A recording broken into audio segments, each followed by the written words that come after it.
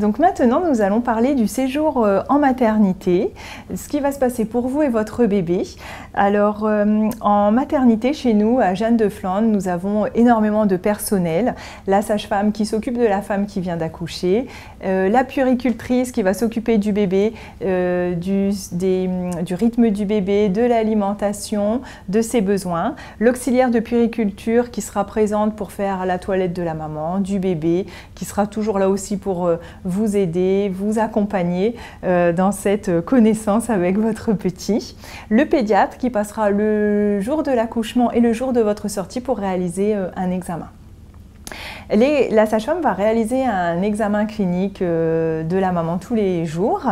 On va venir vérifier la poitrine, s'il y a une montée de lait ou pas, si elle est douloureuse ou pas. Et on va venir regarder votre utérus. Votre utérus qui, après l'accouchement, sera au niveau de l'ombilic. Et vous allez ressentir à nouveau des petites contractions que nous appelons des tranchées qui vont permettre à votre utérus de retrouver sa taille initiale. Ces tranchées peuvent vraiment passer inaperçues si c'est votre premier bébé. Et plus vous avez d'enfants, plus vous pouvez les ressentir.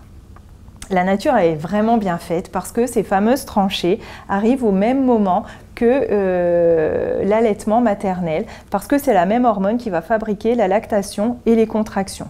Du coup, lorsque vous aurez votre bébé au sein, ne soyez pas surpris si vous sentez des petites contractions au niveau de votre utérus, c'est tout à fait naturel. Nous allons vérifier aussi votre périnée, les saignements, la quantité, l'odeur pour éliminer un risque d'infection. Vous allez saigner comme des règles très hémorragiques les 3 premiers jours et ensuite ces fameux saignements que nous appelons des lochies vont devenir marrons et vous allez perdre ces fameux lochies pendant une quinzaine de jours. On va vérifier votre périnée, s'il y a eu des fils au moment de l'accouchement, si on a dû effectuer une épisiotomie ou une déchirure, vérifier que la cicatrisation se passe bien, vérifier si éventuellement la patiente a des hémorroïdes suite à son accouchement. Voilà, c'est l'examen. Et puis on va aller vérifier aussi les jambes pour un risque éventuel de phlébite après un accouchement qui est très important. N'hésitez pas à contacter la sage-femme pour vous accompagner et répondre aux questions éventuelles. Ce qui peut arriver aussi pendant votre séjour en maternité, c'est le baby blues. C'est quelque chose de naturel, normal, c'est un changement hormonal tellement intense dans le corps de la maman qui fait que maman peut rire, pleurer pendant son séjour régulièrement alors qu'elle n'est pas forcément attristée à ce moment-là.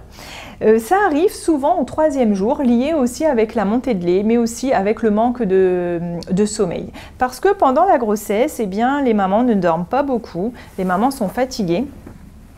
Et le premier jour, la première nuit après la naissance, eh bien maman est en super forme. Les mamans ne dorment pas beaucoup, elles sont émerveillées devant leur bébé, le bébé lui est très fatigué, il doit s'adapter à sa vie extra-utérine et va dormir énormément les 24 premières heures.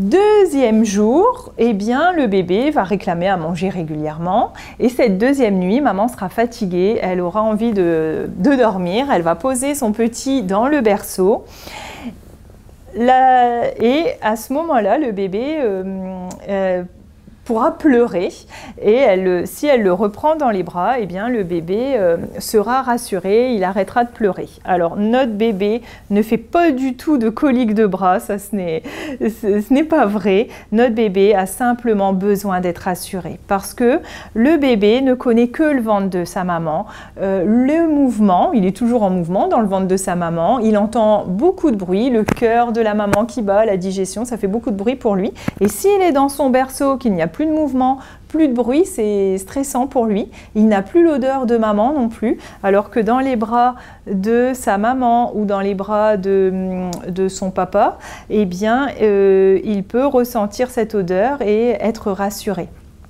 Du coup, mon bébé sera beaucoup plus rassuré dans les bras de sa famille que dans son berceau tout seul. Et ceci est dû aussi à une hormone qui fait que notre bébé est beaucoup plus en forme la nuit que la journée, mais je ne sais pas combien de nuits et combien de semaines cela va durer. Donc cette deuxième nuit, vous n'allez pas dormir beaucoup parce que votre bébé aura besoin énormément de câlins. Et puis si vous allaitez, eh bien à la troisième nuit, c'est ce qu'on appelle la nuit de la Java, où votre bébé va téter toute la nuit pour que le lendemain matin, on récupère un bébé qui a bien mangé, qui dort bien, une maman avec une belle poitrine parce qu'elle a eu sa montée de lait, on lui dit ça va, et là elle pleure, baby blues parce que ça fait plusieurs nuits qu'elle n'a pas dormi. Du coup, mesdames, le message très important que nous voulons vous transmettre, c'est qu'il va falloir dormir en même temps que votre bébé.